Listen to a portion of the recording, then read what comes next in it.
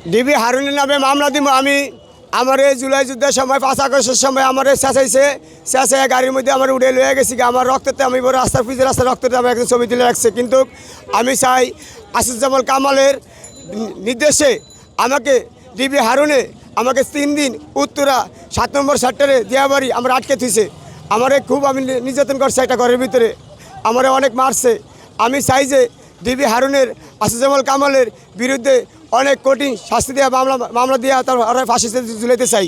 এটি আমার কামনা যে বাংলাদেশের ভিতরে যে এইসব খুনি এইসব যে বাংলাদেশে না হইতে পারে, শেখ হাসিনারও ফাঁসি চাই তার লগে। আমি মনে করি আরও 40টা মামলার 40টা আসামির মামলা দিতে চাই। আমি খুব লাশ ধরতে পারি নাই, আমার কোনো লাশ ধরতে পারি নাই, আমার মার লাশ ধরতে পারি নাই।